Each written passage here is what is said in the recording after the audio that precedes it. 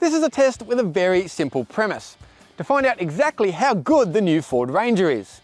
You see, Ford is quietly confident that it's built the best dual cab ever by a country mile. So we've got the Isuzu D-MAX X-Terrain to battle the Ranger Wildtrak and see just how true that statement is. Before we get started, like the video, subscribe to the Car Sales channel and leave us a comment down below with your pick for the winner.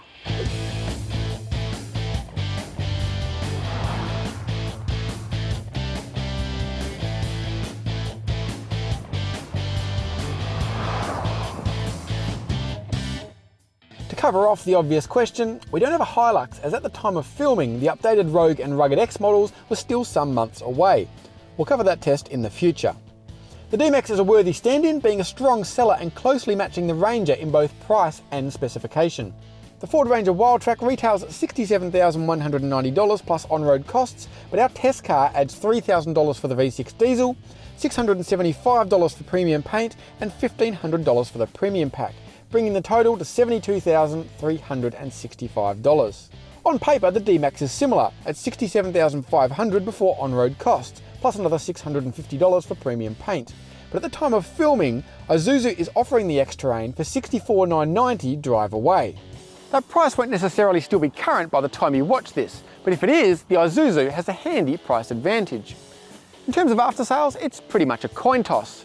The D-MAX has a 6-year warranty to the Ranger's 5, but costs almost $700 more to service over the first 4 years.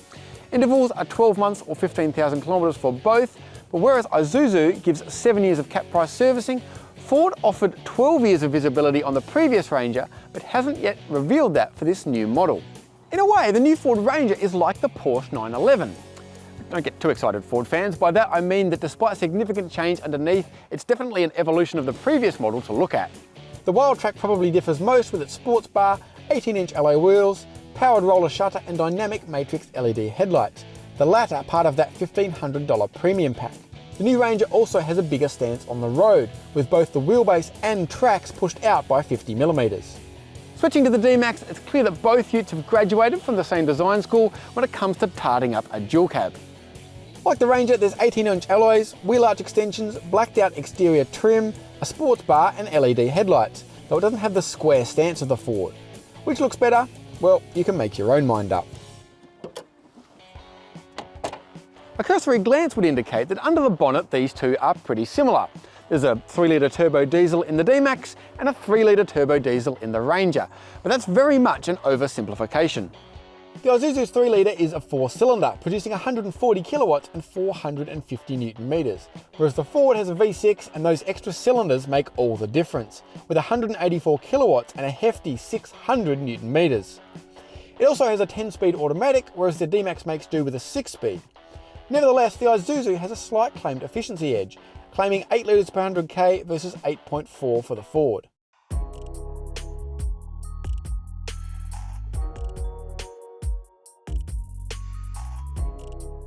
For both the interior walk around and the driving, I'll start here in the D-MAX, and then we've got a benchmark and I can explain whether the Ranger improves on things and how. The D-MAX, get to the basics right. We've got a good driving position, heated seats, keyless entry and go, dual zone climate, plenty of storage. We've got pop-out cup holders here, storage on top of the dash, dual glove boxes, center console, but despite its flagship status, still feels pretty cheap in here. We've got this leather wheel which feels quite shiny and slippery. The interior trim's contrast stitched but still feels quite coarse, and the door trims and plenty more besides are all this hard scratchy plastic. The Isuzu's 9-inch touchscreen is on the larger side for the segment and includes native sat-nav, wireless Apple CarPlay and wired Android Auto, though the lack of wireless charging means you might as well plug in anyway. It's responsive enough and the graphics are nice and big, but it can be tricky to see in direct sunlight. Here in the back there's plenty of space, a couple of rear air vents, door bottle holders will take a 1.5 and there's a fold down centre armrest, but there is only the single USB-A port. In many ways the Ranger's interior is similar to that of the D-MAX's. Good driving position, heated electrically adjustable seats, though the passengers is also powered in the Ranger, and very similar cubby holes. We've got pop-out cup holders, dual glove boxes, though no on top of the dash storage in the Ranger. The thing is, it's just better in here. We've got more equipment like wireless charging, comfier seats, bigger storage areas, and the material quality is much nicer. One example, remember those hard, scratchy plastic door trims in the D-MAX? Softly padded leather here in the Ranger. One exception is the steering wheel, which feels a bit cheap, closer to plastic than actual leather. One of the headline acts of the new Ranger is this monster 12-inch portrait display. It's got a lot more features than the D-MAX, yet it's very responsive and easy to navigate. There are a couple of quirks. The fact that there are physical aircon controls is a big win, yet they're repeated digitally, which seems a bit redundant. You can expand CarPlay, but it won't go full screen. The biggest fail is that the Wildtrak doesn't get the full width digital instruments. These are limited to just the Raptor, but given the Wildtrak is essentially the flagship, it seems a shame that they're not offered even as an option. In the back, again, decent amount of space, very similar to the D-MAX, but the door bottle holders are on the small side. They won't fit a 1.5. However, you do get a USB-C and USB-A port for charging, and if you flip up this rear bench, you can hold larger items, or there's another storage cubby hole underneath as well. Upon its release, the D-MAX set new standard for dual cab safety tech, and it continues to be a class leader, with 8 airbags and basically all the active safety gizmos you can think of. AEB, adaptive cruise, lane keep assist, blind spot monitoring, rear cross traffic alert, and more, helping it to a 5-star ANCAP rating.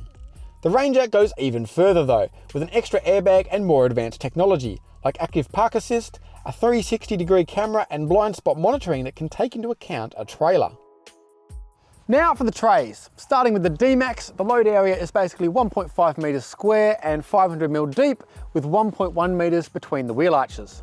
It's covered by a manual lockable roller tonneau, but there are only 2 tie-down points in the X-Terrain, and maximum payload is 935 kilograms. Onto the Ranger, and there's some really clever stuff here, starting with this powered tonneau. There's a button inside the tray, or simply click the key twice, and it opens and closes of its own accord. There's more. We've got 8 tie-down points, we've got rear steps for easier access, a 12-volt outlet, lift assistance in the tailgate, and these 2 clamp points here as well, but there are a couple of things missing, namely a soft open function for the tailgate, and lesser Ranger variants can also score a tailgate ruler, which turns it into a workbench. Unfortunately, Ford hasn't yet revealed official tray dimensions for the new Ranger, but we know that it's at least 1200mm between the wheel arches, as it can now fit a standard Euro pallet. So far, the new Ranger has made a strong case for itself, but now let's see how these two stack up behind the wheel.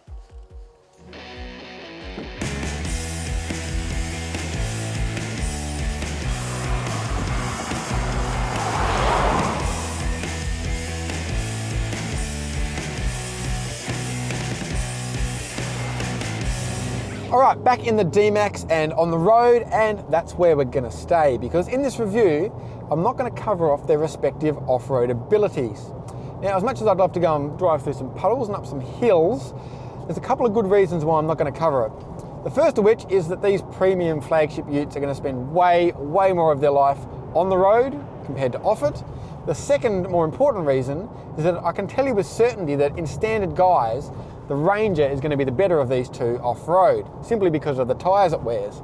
It's on all-terrains, and the D-MAX is on highway tyres, therefore the Ranger is going to be way more capable. Now, we'll cover the Ranger's off-road abilities in a future review soon, but for now, back to the D-MAX. So in basically all respects, the D-MAX is fine. That sounds quite negative, but it's not meant to, because while it doesn't stand out and make you go wow in any area, nor is it deficient or completely terrible. The engine's quite strong, albeit a bit noisy. Gearbox is relatively decisive. Steering doesn't really offer you any feedback, but it's light enough and easy to use.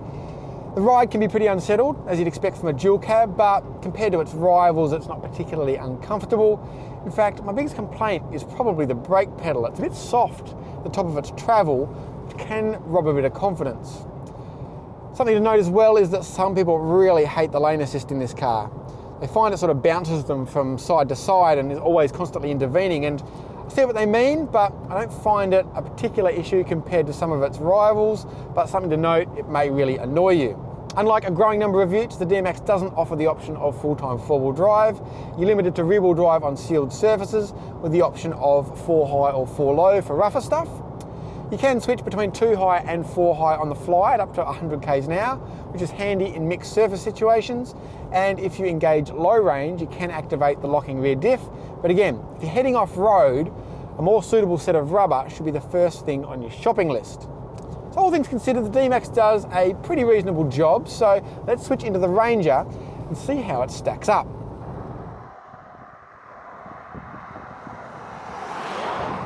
Let's not beat around the bush. The new Ford Ranger establishes a new benchmark in the dual cab segment. In terms of everyday driving, this is now the best ute on the market by a fairly significant margin. Two areas in particular stand out in their excellence. The first of which is the engine, not necessarily because of its power, though this V6 diesel does give the Ranger the grunt it's always needed, but because of its refinement. It's smooth and quiet with distant growl, bit of turbine whine. Wouldn't be out of place in a passenger car, to be honest. Nor would the steering. It's direct and accurate, it's even got a bit of communication, and it's frankly way ahead of anything else out there. The rest of the package improves on the Ranger, which was arguably still the best driving ute even at the end of its long life, and it's basically better than the D-MAX in every area. It's quicker, it's quieter, more comfortable, more composed, the steering's faster, the brakes are firmer, the list goes on. For those who are for some reason concerned about the new Ranger being permanent all-wheel drive, fear not, you can still run it in two-wheel drive, but there's now the option of 4x4 auto on sealed surfaces, as well as your traditional 4 high and 4 low with a locking rear diff. Its polished dynamics give you more confidence on the tarmac, and the all-terrain tyres give a similar sense of security on slippery surfaces. Negatives? Well, I'd like a set of shift paddles for manual shifting, as the system on the side of the shifter here is pretty terrible. And speaking of the shifter, it's all too easy to go through to park when you want to grab reverse. That's about it.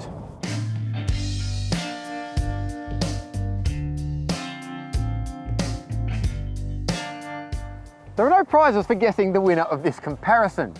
Look, the D-MAX X-Terrain is a good ute. It's a good ute. And with the current drive-away deal, it's got a handy $13,000 or so price advantage. The thing is, the Ranger is worth every extra penny and then some. It sets new standards in the dual cab segment in terms of comfort, refinement, technology and safety. In fully optioned Wildtrak, guys, it's nearing $80,000 on road, and that's a lot of money. And then there's the wait list to deal with. But if you want the best ute around, this is it. Thanks for watching. If you've enjoyed this video, hit the like button, subscribe to the Car Sales channel, and give us a comment down below with the cars you'd like to see us review.